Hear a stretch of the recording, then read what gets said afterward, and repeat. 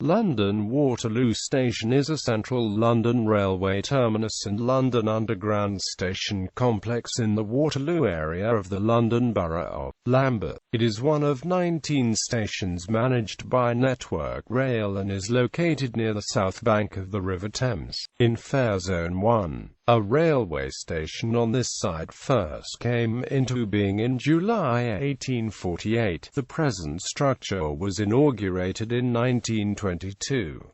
Part of the station is a Grade II listed building, with just under 100 million passenger entries and exits between April 2013 and March 2014. Waterloo is Britain's busiest railway station by passenger usage. The Waterloo complex is the 15th busiest passenger terminal in Europe, and the 91st busiest railway station in the world. It has more platforms and a greater floor area than any other station in the United Kingdom. Down the line, has the largest number of trains. Waterloo is the central London terminus for South West trains, providing the majority of commuter regional services to South West London, Surrey, Hampshire, Dorset and parts of Berkshire. Major destinations served include Wimbledon, Epsom, Dorking, Guildford, Woking, Reading, Basingstoke, Winchester, Southampton, Salisbury, Portsmouth, Bournemouth, Weymouth and Exeter.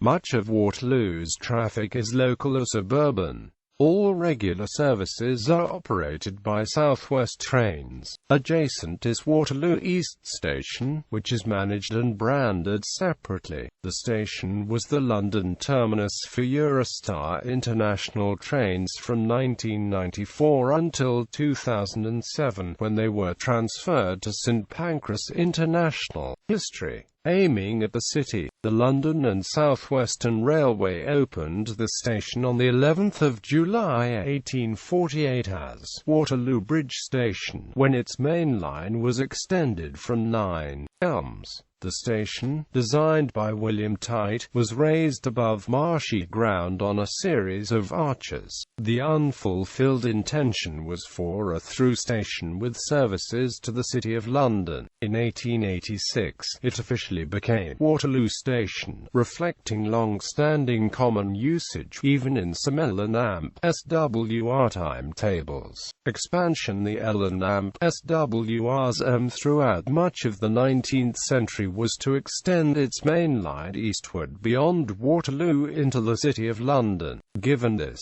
it was reluctant to construct a dedicated grand terminus at Waterloo. However, traffic and passenger usage continued to grow and the company expanded the station at regular intervals, with additions being made in 1854, 1860, 1869, 1875, 1878 and 1885. In each case, the long-term plan was that the expansion was temporary until Waterloo became through station, and therefore these additions were simply added alongside and around the existing structure rather than as part of an overall architectural plan. This resulted in the station becoming increasingly ramshackle. The original 1848 station became known as the Central Station, as other platforms were added. The new platform sets were known by nicknames. The two platforms added for suburban services in 1878 were the Cyprus Station, whilst the six built in 1885 for use by trains on the Windsor Line became the Khartoum Station. Each of these stations within a station had its own booking office, taxi stand and public entrances from the street, as well as often poorly marked and confusing access to the rest of the station. By 1899, Waterloo had 16 platform roads but only 10 platform numbers due to platforms in different sections of the station or on different levels, sometimes duplicating the number of a platform elsewhere. A little-used railway line even crossed the main concourse on the level and passed through an archway in the station building to connect to the South Eastern Railway's smaller station. station, now Waterloo East, whose tracks lie almost perpendicular to those of Waterloo. Passengers were, not surprisingly, confused by the layout and by the two adjacent stations called Waterloo. From 1897 there had also been the adjacent Necropolis Company station. This complexity and confusion became the butt of jokes by writers and music hall comics for many years in the late 19th century, including Jerome K. Jerome in Three Men in a Boat. Rebuilding by the late 1890s, the L&AMP SWR accepted that main line access to the city was impossible. In 1898, the company opened the Waterloo and AMP City Line, a tube underground railway that ran directly between Waterloo and the city, built with the technology pioneered by the C in AMP SLR 8 years earlier. This gave the company the direct commuter service it had long desired. With Waterloo now destined to remain a terminus station, and with the old station becoming a source of increasingly bad will and publicity amongst the travelling public, the L&AMP SWR decided on total rebuilding. Legal powers to carry out the work were granted in 1899, and extensive groundwork and slum clearance were carried out until 1904, when construction on the terminus proper began. The new station was opened in stages, the first 5 new platforms being opened in 1910. The engineers J. W. Jacob Hood and Alfred Weeks S.Z. Lumper designed the roof and platforms, and James Rob Scott designed the office range. Construction continued sporadically throughout the First World War, and the new station finally opened in 1922, with 21 platforms and a concourse nearly 800 feet long. The new station included a large stained glass window depicting the L&AMP SWR's company crest over the main road entrance, surrounded by a frieze listing the counties served by the railway. These features were retained in the design, despite the fact that, by the time the station opened, the 1921 Railway Act had been passed, which spelt the end of the L&AMP SWR as an independent concern. The main pedestrian entrance, the Victory Arch, is a memorial to company staff who were killed during the 2 World Wars. This Victory Arch was designed by James Rob Scott. Damage to the station in World War II required considerable repair, but entailed no significant changes of layout. A past curiosity of Waterloo was that a spur led to the adjoining dedicated London Necropolis railway station of the London Necropolis Company, from which funeral trains, at one time daily, ran a train to Brookwood Cemetery bearing coffins at 2/6 each. This station was destroyed during World War II. Ownership of Waterloo underwent a succession, broadly typical of many British stations. Under the 1923 grouping it passed to the Southern Railway, then, in the 1948 nationalisation, to British Railways. Under British Rail, the station was part of the Southern Region. During the time of the Southern Region, more electrification of the network took place, and the last of the regular steam-hauled trains on BR ran from Waterloo. The station was managed by Network South East also under BR. Following the privatisation of British Rail, ownership and management passed to Railtrack in April 1994 and finally, in 2002, to Network Rail. Eurostar. Platforms 20 and 21 were lost to the Waterloo International Railway Station site, which from November 1994 to November 2007 was the London terminus of Eurostar international trains to Paris and Brussels. Construction necessitated the removal of decorative masonry forming 2 arches from that side of the station, bearing the legend Southern Railway. This was re-erected at the private Forley Hill Museum of Sir William McAlpine, whose company built Waterloo International. Waterloo International closed when the Eurostar service transferred to the new St Pancras railway station with the opening of the second phase of HS1, High-Speed Route 1, also known as the Channel Tunnel Rail Link Control. Ownership of the former Waterloo International Terminal then passed to be Right Back Limited. Accidents and incidents. On the 25th of October 1913, a collision between two passenger trains at Waterloo Junction killed 3 people. On the 3rd of June 1960, an empty stock train formed of two 4COR electric multiple units overran signals and was in a sidelong collision with a steam-hauled passenger train that was departing for Weymouth, Dorset. A few people suffered slight injuries. On the 11th of April 1961, an electric multiple unit overran signals and was in a head-on collision with a steam locomotive. 1 person was killed and 15 were injured. Station facilities. The major transport interchange at Waterloo comprises London Waterloo, Waterloo East Waterloo Tube Station, and several bus stops. There are over 130 automated ticket gates on the station concourse, plus another 27 in the subway below. Waterloo Station connects to Waterloo East Railway Station, across Waterloo Road, by a high-level walkway, constructed mostly above the previous walkway which used the bridge of the former connecting curve. River services operate from nearby London Eye Pier and Festival Pier. A large 4-faced clock hangs in the middle of the main concourse. Meeting under the clock at Waterloo is a traditional rendezvous.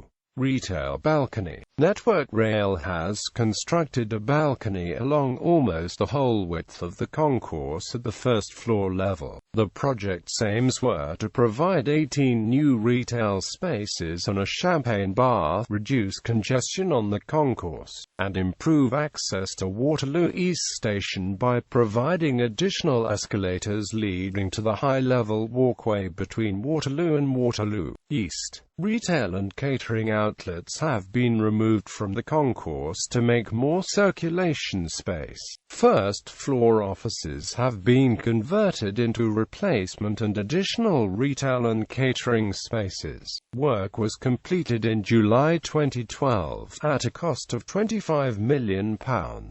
Police station. For many years there was a British Transport police station at Waterloo by the Victory Arch, with a custody suite of 3 cells. Although it was relatively cramped, until the late 1990s over 40 police officers operated from it. Following the closure of the Eurostar terminal at Waterloo, the police station closed in February 2009, and the railway station is now policed from a new inner London police station a few yards from Waterloo at Holmes Terrace. Until July 2010, the neighbourhood policing team for Waterloo consisted of an inspector, a sergeant, 2 constables, special constables, and 13 PCSOs. This establishment was significantly increased by the introduction of the neighbourhood hub team at Waterloo, involving police officers responsible for policing London Underground.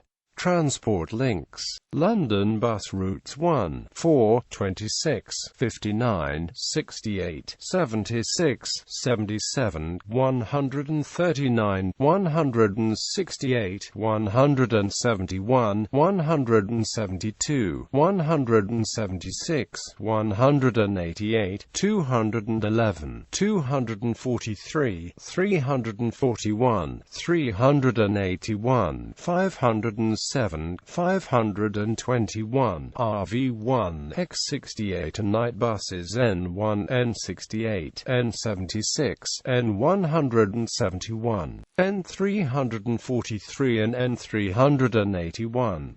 Some buses call at stops by the side of the station on Waterloo Road, others at Tørrissen Way, a short distance from the Victory Arch. These stops replace a former bus station at the lower level where there are now retail outlets and an expanded entrance to the underground. Services. Waterloo Main. The main part of the railway station complex is known as Waterloo Main, or simply Waterloo. This is the London terminus for services towards the south coast and the southwest of England.